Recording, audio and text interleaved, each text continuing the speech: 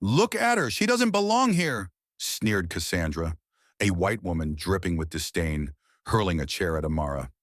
The stunning black woman, her long, straight hair cascading to her waist, crashed to the floor, her silver corset dress, its petal-like layers sparkling with crystals, crumpling in the fall.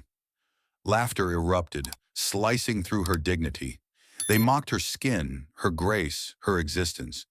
But from the shadows, her billionaire husband, Nathan, emerged, his presence a storm ready to silence the cruelty. Would justice prevail? Could Amara rise? Stay for her triumph. What's your prediction for this story? Rate it 1 if it grips you, 0 if it doesn't. Share your thoughts below and don't miss the end. Chicago's skyline glittered like a promise under the dusk, its towering glass spires reflecting the last rays of sunlight. In a cozy apartment tucked in the South Loop, Amara stood before a full-length mirror, her breath catching as she smoothed the shimmering silver corset dress hugging her frame. The gown's petal-like layers flared from her waist, each tier sparkling with crystals and sequins that danced under the soft glow of her bedroom lamp. Her long, straight hair, black as midnight, cascaded to her waist, framing her striking features, a face that held both strength and vulnerability. She was a vision, a black woman whose beauty defied the world's attempts to dim it. Yet as she adjusted the delicate African pendant necklace, a gift from her mother, she felt a familiar knot of unease tighten in her chest. Amara wasn't one for grand stages. A freelance writer, she thrived in quiet corners, weaving stories in dimly lit cafes, the hum of jazz in her earbuds. Her world was one of ink and rhythm, where words carried her through the memories of a childhood marked by pride and prejudice. Growing up in Bronzeville, she'd faced whispers about her skin, her hair, her very existence. "Your crown is your heritage," her mother had told her, brushing her hair with care. "Never let them make you bow." Those words anchored her, but they couldn't erase the sting of being overlooked, of being judged before she could speak. Her husband, Nathan, was her shield against that world. A billionaire in renewable energy, he'd traded the chaos of a Marine's life for boardrooms, building an empire from nothing. Yet he carried no arrogance, only a quiet intensity that made people lean in when he spoke. In their home, he was simply Nathan, her confidant, her laughter, her rock. As she stood before the mirror, he appeared behind her, his tall frame filling the doorway. His eyes, sharp from years of discipline, softened as they met hers. "You're breathtaking," he said, his voice low, wrapping around her like a warm embrace. "That dress doesn't shine half as bright as you do." Amara smiled, but her fingers fidgeted with the pendant. "I don't know, Nathan. This gala, it's not my world. Those people, they'll see me and decide who I am before I even open my mouth." She didn't need to say it aloud. As a black woman, she'd felt those judgments too many times. The raised brows, the subtle sneers, the assumption she was less than. Nathan crossed the room, his hand resting gently on her shoulder. "Let them stare," he said. "You're not there to fit in. You're there to be you, and that's more than enough." The gala, a glittering affair at the Waldorf Astoria, was a fundraiser for Chicago's underprivileged youth, or so the invitations claimed. Amara saw through the veneer. It was a stage for the elite to flaunt wealth, to post curated moments on social media while sipping overpriced champagne. Nathan had been invited as a major donor, but a last-minute deal kept him tied to a video call with investors in Singapore. "Go without me," he'd urged, his smile teasing. "Show them what Amara Carter's made of." She'd laughed, but now, alone in the mirror's reflection, doubt crept in. Could she face that world without him? She thought of her mother again, her voice a melody of strength. "Your crown, Amara. Wear it high." The pendant gleamed against her skin, a reminder of her roots, her resilience. She'd grown up navigating spaces where her presence was questioned, where her beauty was scrutinized through a lens of bias. Yet she'd carved her own path, her words published in magazines, her stories touching hearts. Tonight she'd walk into that gala not as an outsider, but as a woman who knew her worth, even if the room didn't. Amara slipped on her heels, the click against the hardwood floor a small act of defiance. She wasn't naive. She knew the gala would be a minefield of egos and hidden agendas. The organizer, Cassandra Wentworth, was a social media darling whose polished posts hit a ruthless streak. Amara had seen her type before, women who wielded charm like a weapon, who saw difference as a threat. Cassandra's invitation had felt less like a gesture of inclusion and more like a calculated move, perhaps to check a diversity box. Amara's stomach churned at the thought, but she pushed it down. Just a few hours, she whispered to her reflection. You faced worse. Nathan's voice broke her thoughts. If it gets too much, call me. I'll drop everything. His tone was steady, but his eyes held a glint of the Marine he'd once been, ready to protect, to fight. She nodded, squeezing his hand. I'll be fine, she said, more to convince herself than him. As she stepped into the elevator, her dress catching the light like a constellation, she felt the weight of her mother's words, Nathan's faith, and her own resolve. The city's pulse thrummed outside, a reminder that Chicago was hers too, no matter who tried to make her feel otherwise. The gala loomed ahead, a glittering trap waiting to test her. Amara straightened her shoulders, her hair swaying like a banner. She wasn't just walking into a party, she was walking into a battle. And though she didn't know it yet, the night would demand every ounce of her strength and unveil a power she'd only begun to claim. What would you do in a room that judges you before you speak? Drop your thoughts below, and let's see how Amara faces the storm. Amara's heels clicked against the polished marble of the Waldorf Astoria's grand foyer, each step echoing like a heartbeat in the cavernous space. Her silver corset dress caught the chandelier's light, its petal-like layers shimmering with every move, crystals and sequins sparkling as if she carried a galaxy on her frame. Her long, straight hair swayed, a dark cascade brushing her waist, framing a face that held both grace and defiance. Yet beneath the elegance, her stomach churned, the weight of Nathan's encouragement. Show them what Amara Carter is made of felt like a mantle she wasn't sure she could bear. She clutched the African pendant at her throat, its cool metal grounding her, a whisper of her mother's voice. Your crown, Amara. Wear it high.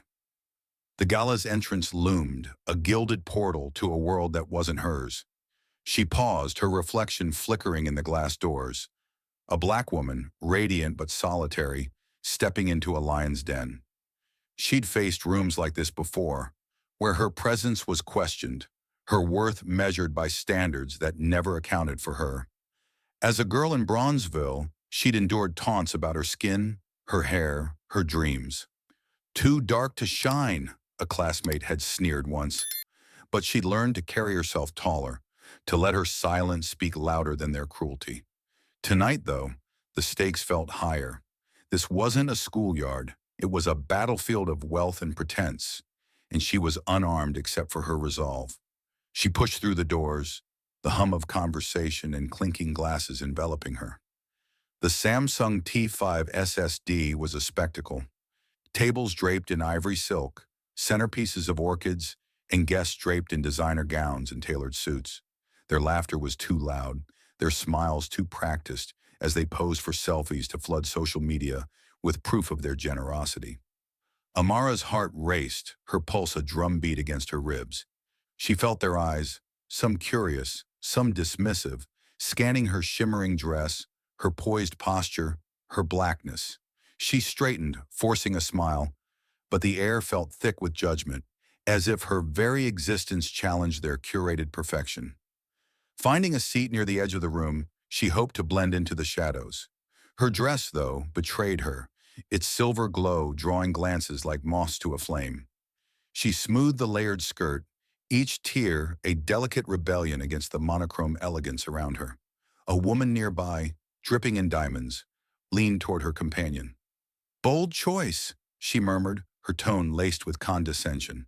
Not everyone can pull off that. Amara's cheeks warmed, but she kept her gaze steady, pretending to study the menu. She'd heard worse. She'd survived worse. Still, the words stung, a reminder that her beauty, her presence, was a puzzle some refused to solve. Then came Cassandra Wentworth, the gala's queen bee, gliding through the crowd like a predator in silk. Her platinum hair gleamed, her smile a calculated curve as she worked the room, her Instagram-ready charm masking something sharper. Amara had seen her posts, polished photos with captions about giving back, but always centered on herself. Cassandra's eyes locked onto Amara, and for a moment, the air seemed to still. "Oh, you must be Nathan's wife," she said, her voice sweet but edged with ice. "I didn't expect you'd come alone. How brave." The word landed like a slap, implying Amara was out of her depth, an interloper in this gilded cage. Amara's fingers tightened around her pendant, her mother's voice echoing, "Never let them make you bow." "I'm here for the cause," she replied, her voice soft but steady, her eyes meeting Cassandra's. The other woman's smile faltered, just for a second, before she laughed, a sound too bright, too sharp. "Of course," Cassandra said, turning away, but not before whispering to a companion, "She's trying so hard to fit in." The words pierced Amara, a needle threading through her composure. She wanted to shrink, to disappear, but she forced herself to sit taller, her dress catching the light like armor. A young server, a black woman with kind eyes, approached with a tray of champagne. "You look incredible," she whispered, her voice a quiet balm. Amara smiled, grateful for the fleeting kindness, but the moment was fleeting. Cassandra's group was watching, their whispers growing bolder. "That dress," one said, loud enough to carry. "It's like she's trying to prove something." Another chuckled. "Maybe she thinks sparkles make her belong." Amara's heart sank, the weight of their judgment pressing against her chest. She sipped her water, her hand trembling slightly, and thought of Nathan. "You're not here to fit in. You're here to be you." But being herself felt like a rebellion they wouldn't allow. Every glance, every whisper, was a reminder that she was an outsider. Too black, too quiet, too real for their polished world. Her pendant grew warm under her touch, a tether to her strength.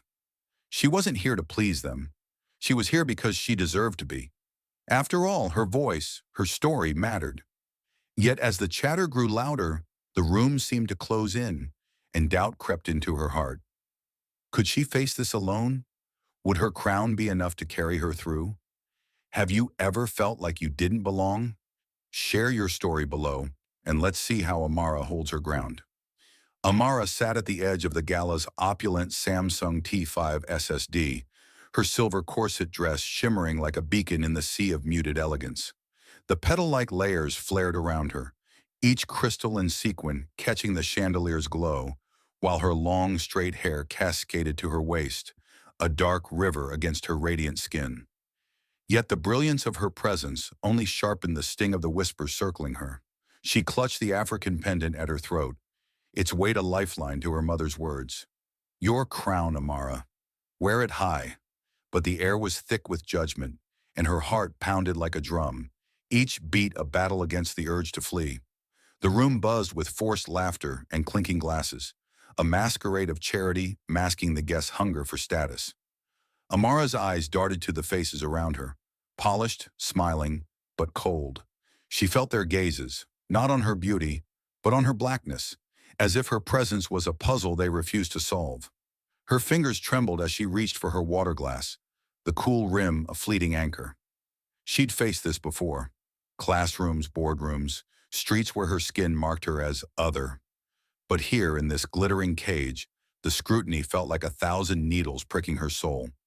Cassandra Wentworth glided through the crowd, her platinum hair a crown of her own making, her smile a blade she wielded with precision. She paused near Amara's table, her eyes glinting with something darker than curiosity. "Enjoying yourself?" she asked, her voice dripping with honeyed venom, loud enough for nearby guests to turn. Amara's throat tightened, but she met Cassandra's gaze.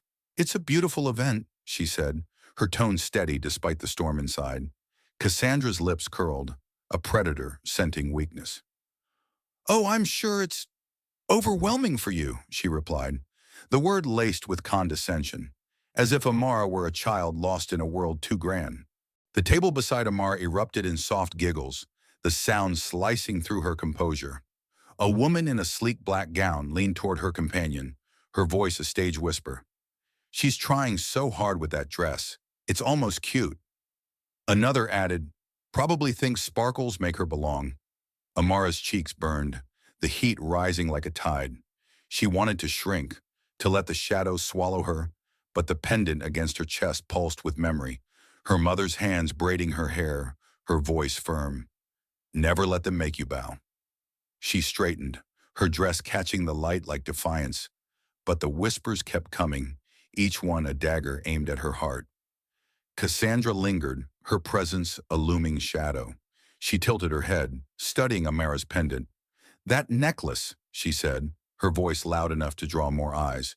So, cultural. Did you pick it from a souvenir shop? The words landed like a slap, mocking not just Amara, but the heritage woven into the pendant's intricate design. Laughter rippled through the nearby tables, sharp and merciless. Amara's breath hitched, her fingers curling around the pendant as if to shield it. It was my mother's, she said softly, her voice trembling but resolute. Cassandra's smile widened, sensing blood. How sweet, she purred. A family heirloom for a night you'll never forget. Amara's heart twisted, a mix of rage and shame churning within. She saw herself as a girl, standing alone on a playground, taunted for her skin, her hair, her dreams. She'd learned to swallow the pain, to let silence be her armor. But tonight it felt like surrender. Every eye on her seemed to strip away a piece of her dignity, and the weight of their judgment pressed against her chest, making it hard to breathe. She wanted to scream, to tell them her stories had graced magazines, that her mind was sharper than their polished facades. But the words caught in her throat, trapped by years of choosing peace over confrontation. Then a small act of kindness broke through. The young black server from earlier, Lena, approached with a tray of hors d'oeuvres. Her eyes met Amara's, warm and knowing, as she leaned in to offer a napkin. You're stronger than they know, she whispered, so softly only Amara could hear. The words were a lifeline, pulling Amara back from the edge. She nodded, a silent thank you, her fingers loosening their grip on the pendant. Lena's quiet support reminded her of Nathan's words. You're more than enough. But as Cassandra's group laughed again, their eyes glinting with malice, Amara felt the room closing in, her resolve wavering like a candle in a storm. She wasn't here to prove herself to them, she told herself. She was here for the cause, for the children this gala claimed to help. Yet the whispers felt like chains, each one tightening around her spirit. Her dress, her hair, her very existence. They saw it all as a challenge to their world. Could she hold her ground? Could her crown withstand their cruelty? Have you ever faced a room that tried to break you? Share your story below, and let's see how Amara fights back. Amara's fingers trembled around her water glass, the cold crystal a fragile anchor against the storm of whispers swirling around her. Her silver corset dress, its petal-like layers shimmering with crystals and sequins, caught the gala's chandelier light, making her a radiant figure in a room that sought to dim her. Her long, straight hair spilled to her waist, each strand a silent testament to her pride. But the weight of the crowd's judgment pressed against her chest like a vice. The African pendant at her throat burned against her skin, her mother's voice echoing through the haze. Your crown, Amara, wear it high. But as Cassandra's venomous gaze lingered, Amara felt her crown slipping, the gala's gilded cage tightening around her heart. The Samsung T5 SSD hummed with calculated chatter, the clink of silverware a mocking rhythm to the cruelty unfolding. Amara's pulse thundered, each beat a plea to hold her ground.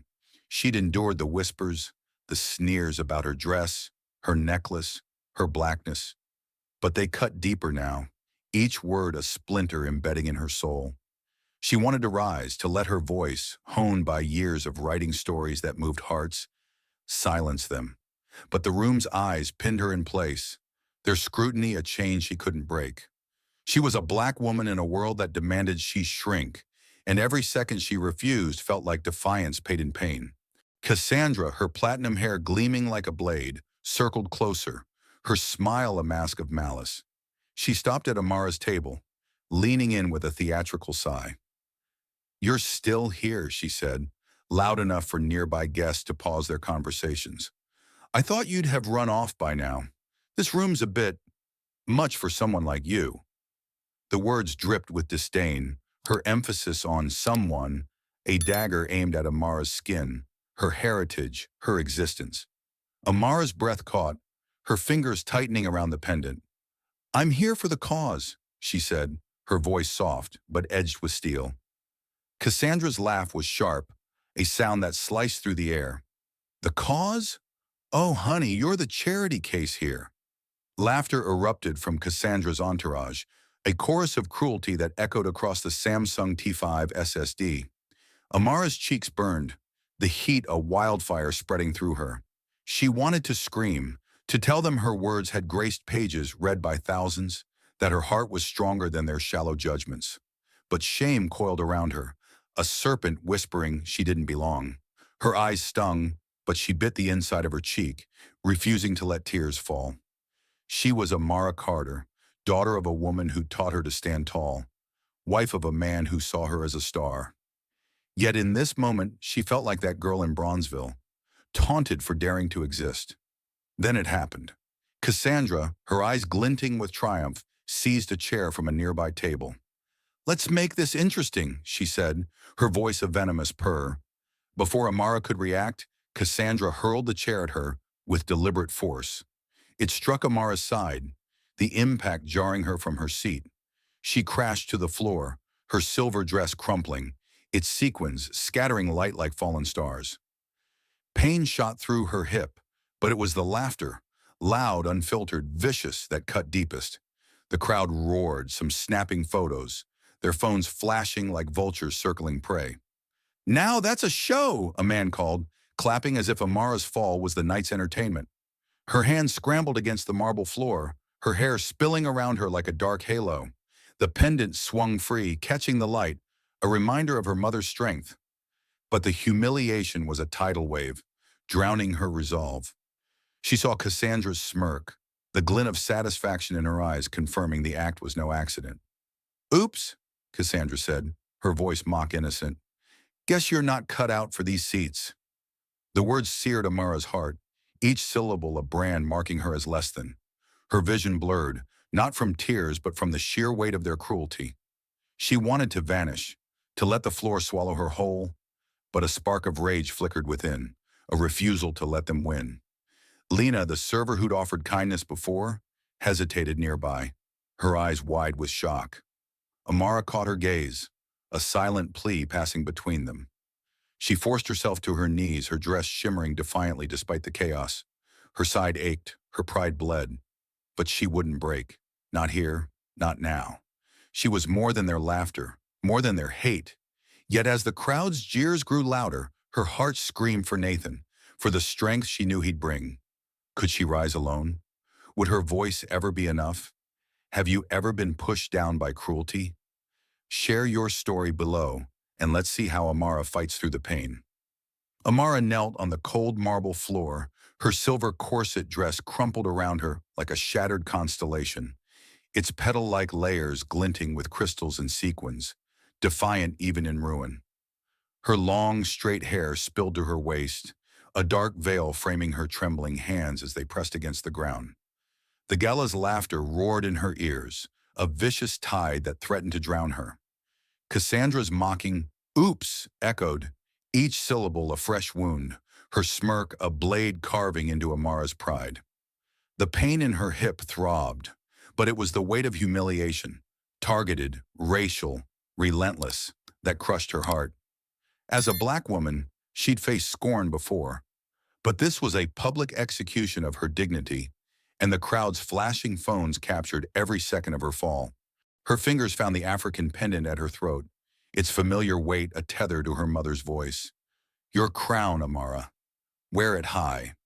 But the crown felt heavy now, slipping under the onslaught of jeers. She saw herself as that Bronzeville girl again, taunted for her skin, her dreams, her very breath. The memory burned, mingling with the sting of tears she refused to let fall.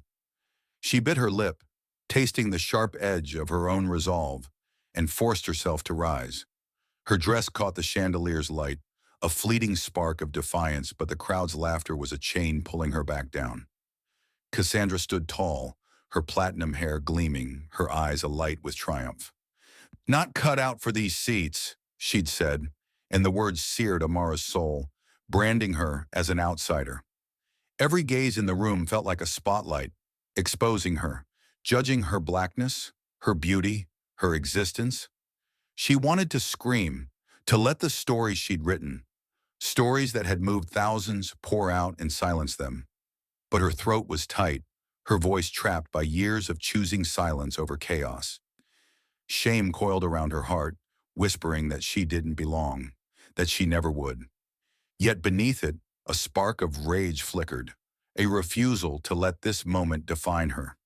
She was Amara Carter, a woman whose words had power, whose love was her strength. She clutched the pendant tighter, her mother's words a faint echo against the crowd's cruelty. Then the air shifted. The laughter faltered, replaced by a heavy silence that pressed against the room like a gathering storm. Amara felt it before she saw him, a presence that changed the very gravity of the space. The Samsung T5 SSD's doors swung open, and Nathan stepped through, his tall frame cutting a shadow across the marble. He wore no suit, just a simple gray shirt and black trousers. But his walk, steady, deliberate, honed by years as a Marine, commanded every eye. His face, chiseled and unyielding, held a quiet fury, but his eyes found Amara first, softening with a love that felt like salvation. The crowd's whispers died, their phones lowering as they recognized him. Nathan Carter, billionaire of renewable energy, a man whose power needed no announcement. Amara's heart leapt, a mix of relief and longing flooding her chest. She felt the weight of her humiliation lighten, as if his presence alone could carry it. Nathan crossed the room, each step a silent promise, his gaze never leaving her. He knelt beside her, his hand gentle as it cupped her elbow, helping her stand. "Are you hurt?" he asked, his voice low, steady, but laced with an edge that made the air tremble. Amara shook her head, her voice caught in her throat, but her eyes spoke volumes. Pain, gratitude, a flicker of hope. Her dress shimmered as she rose, the sequins catching light like a phoenix stirring from ashes. Nathan's touch was her anchor, grounding her against the storm of shame. He stood with her, his arm a shield at her back, and turned to face the crowd. His eyes, sharp from battles fought and won, swept across the room, pinning each guest in place. "Who did this?" he asked, his voice calm but carrying the weight of a command. The silence deepened, oppressive, as guilty faces avoided his gaze. Cassandra's smirk faltered, her confidence crumbling under his scrutiny. Amara felt a surge of strength, her hand tightening around Nathan's. She wasn't alone anymore. Her crown, though battered, still held. But the pain lingered, a raw wound in her chest, and she wondered if her voice could ever match the fire in her heart. Nathan's presence was a lifeline, but the room still held its breath, waiting for his next move. Amara's side ached, her pride bled, but she stood taller, her dress a defiant glow. Could she find the strength to speak? Would this moment break her or forge her anew? Have you ever felt saved by someone's presence? Share your story below, and let's see how Amara rises from this fall. Amara stood, her silver corset dress catching the gala's chandelier light, its petal-like layers shimmering with crystals and sequins, a defiant glow against the shadow of her fall. Her long, straight hair framed her face, a dark cascade brushing her waist, each strand a silent vow to endure. Nathan's arm steadied her, his touch a lifeline through the haze of humiliation that still clung to her heart. The crowd's laughter had faded, replaced by a silence so heavy it pressed against her skin. Yet the sting of Cassandra's cruelty, her chair throwing, her venomous words, burned in Amara's chest, a raw wound pulsing with shame and rage. As a black woman, she'd faced scorn before, but this public stripping of her dignity felt like a theft she couldn't forgive. Her fingers grazed the African pendant at her throat, its intricate design a tether to her mother's strength. "Your crown, Amara. Wear it high." But the crown felt fractured, its weight a burden under the eyes of a room that had mocked her blackness, her presence, her very breath. Nathan's question, "Who did this?" hung in the air, a blade suspended above the guilty. His voice, calm but edged with a marine's steel, held the Samsung T5 SSD captive. Amara's heart pounded, a drumbeat of pain and pride as she met his gaze. His eyes, fierce with love and fury, told her she wasn't alone. But the ache of being targeted for her skin, her silence, threatened to pull her under. Cassandra shifted, her platinum hair catching the light like a false halo. Her smirk had vanished, replaced by a flicker of unease.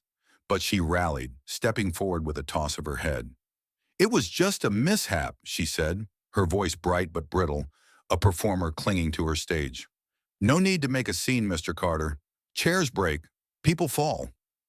The lie dripped from her lips, and a few guests nodded, eager to dismiss the tension. But Amara saw the truth in Cassandra's eyes, a glint of malice, a satisfaction in seeing her brought low. The memory of the chair striking her side, the crowd's laughter flashed through Amara's mind, and her hands clenched, nails biting into her palms. Nathan's jaw tightened, his gaze pinning Cassandra like a predator sizing up prey. "A mishap," he repeated, his tone low, each word a stone dropped into still water. "You think hurling a chair at my wife, mocking her for who she is an accident?" His voice carried the weight of his billionaire empire, built from nothing, and the discipline of a man who'd faced battlefields. The room shrank under his presence, phones lowering as guests sensed the shift. "You targeted her," he continued, "because she's different, because she's black, because she dares to shine without your permission." His words cut through the silence, exposing the ugliness beneath the gala's polished veneer. Amara's breath hitched, her heart swelling with gratitude but aching with the truth of his words. She'd felt it, their disdain for her skin, her dress, her quiet strength. Every whisper, every laugh had been a weapon aimed at her identity.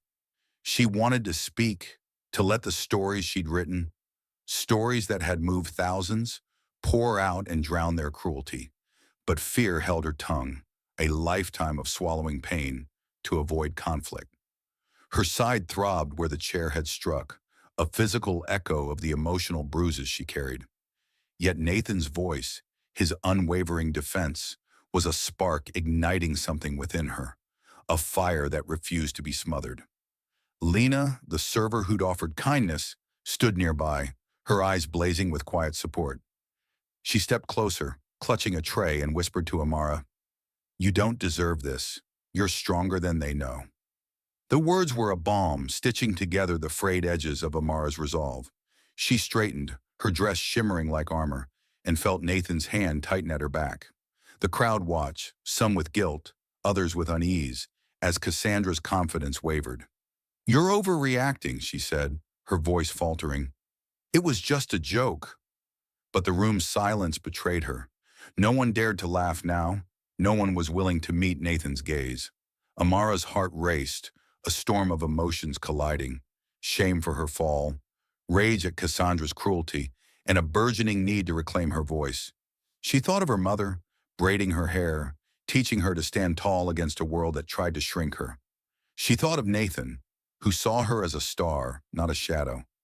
The pendant pulsed against her chest, a heartbeat of heritage. She wasn't just a victim of their hate. She was a woman with stories, with power, with a crown they couldn't steal. Could she speak now? Could she make them see her? Have you ever faced a moment where silence felt like surrender? Share your story below, and let's see how Amara finds her voice.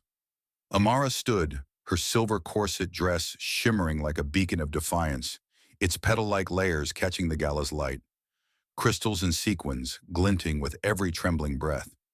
Her long, straight hair cascaded to her waist, a dark banner framing her face, where pain and pride waged a silent war. Nathan's arm at her back was a steady anchor. His words, "You targeted her," still echoing, a thunderclap that had silenced the crowd's cruelty. Yet the wound of Cassandra's chair-throwing, her venomous taunts about Amara's blackness, pulsed in her chest like a living thing. The Samsung T5 SSD held its breath, every eye on her, waiting to see if she would crumble or rise. Amara's heart pounded, a storm of shame and rage. But beneath it, a spark of something new flickered, a voice demanding to be heard. Her fingers clutched the African pendant at her throat, its intricate curves a lifeline to her mother's strength. Your crown, Amara. Wear it high. The weight of humiliation pressed against her, the memory of her fall, the crowd's laughter, and Cassandra's smirk searing her soul. As a black woman, she'd carried this burden before, in classrooms, streets, in spaces where her skin was a challenge to others' comfort. But this was different, a public stripping of her dignity, captured by flashing phones, meant to break her. She'd spent a lifetime swallowing pain, choosing silence to survive, but now that silence felt like a cage, its bars forged by fear. Her side ached where the chair had struck, a physical echo of the emotional bruises she bore.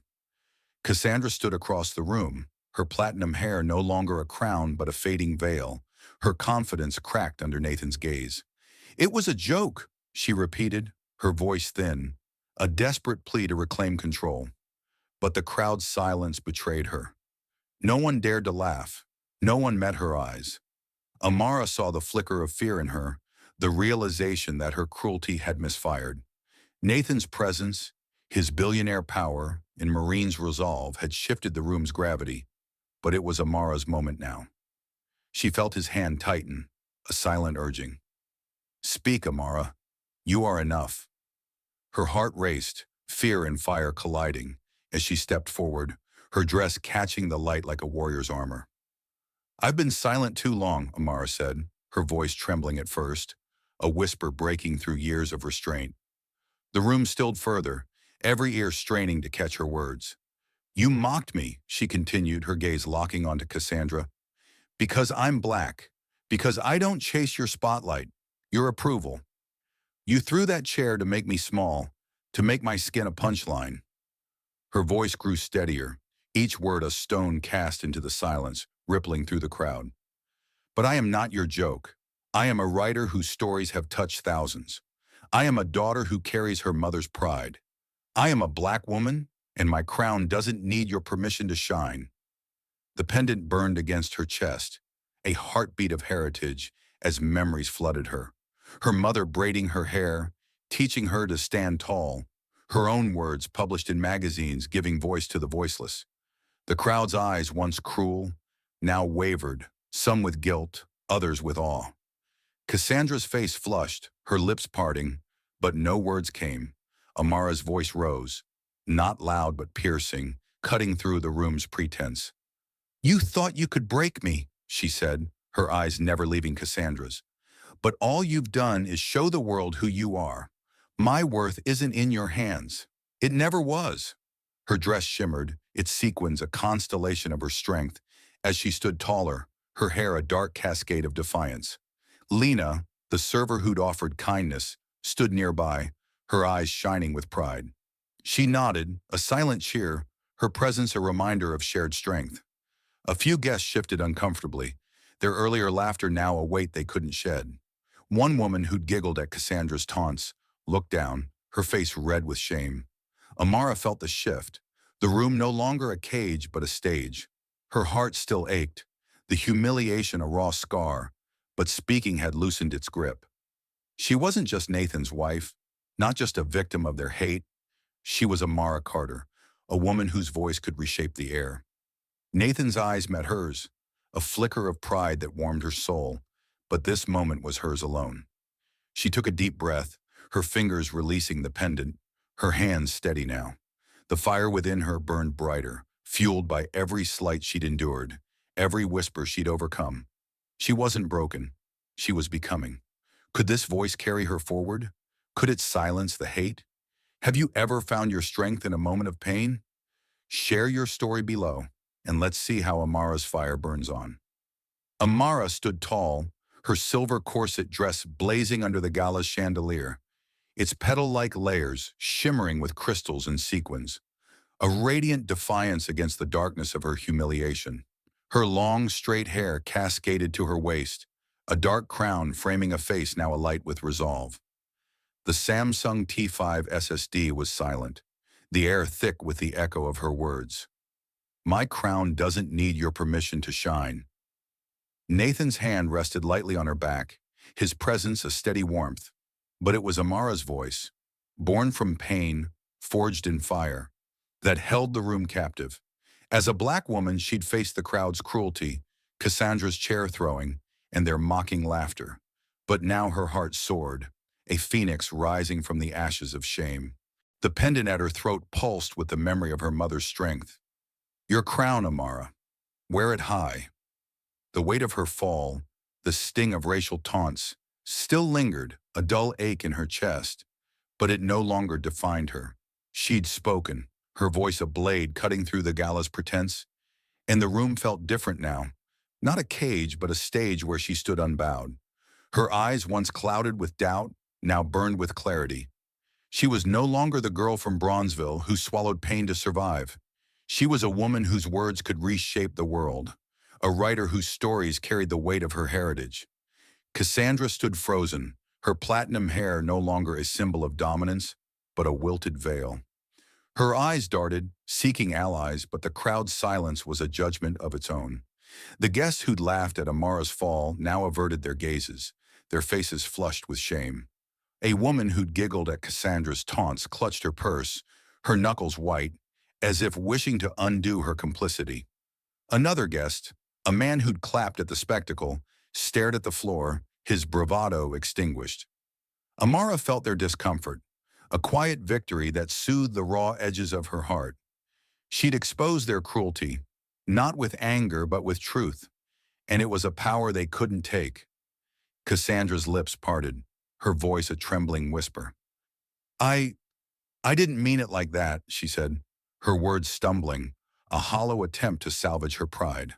But Amara stepped forward, her dress catching the light like a starburst, her hair swaying with each deliberate move.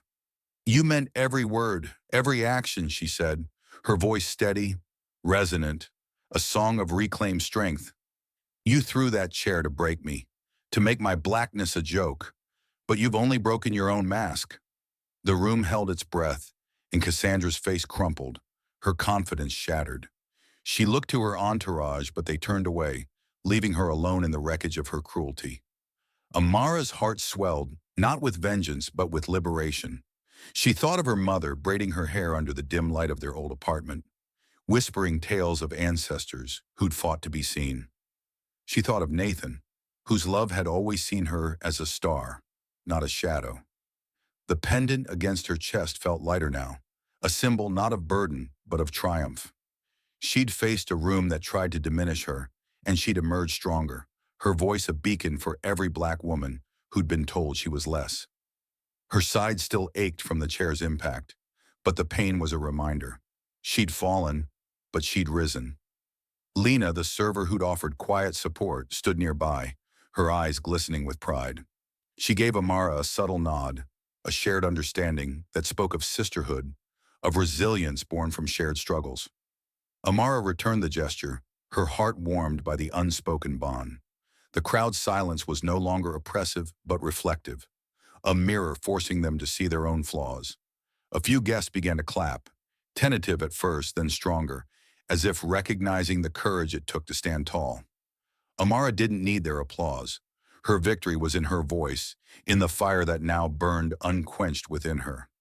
Nathan's hand tightened at her back, his eyes gleaming with pride, but he said nothing, letting her moment shine. Amara felt the weight of her humiliation lift, replaced by a certainty she'd never known.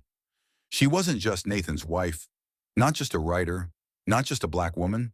She was all of these and more. She was unbreakable. The gala's light seemed brighter now, her dress a radiant testament to her strength. She'd turned pain into power, and no one could take that away. Could this moment change her forever? Could her voice inspire others? Have you ever risen from a moment that tried to break you?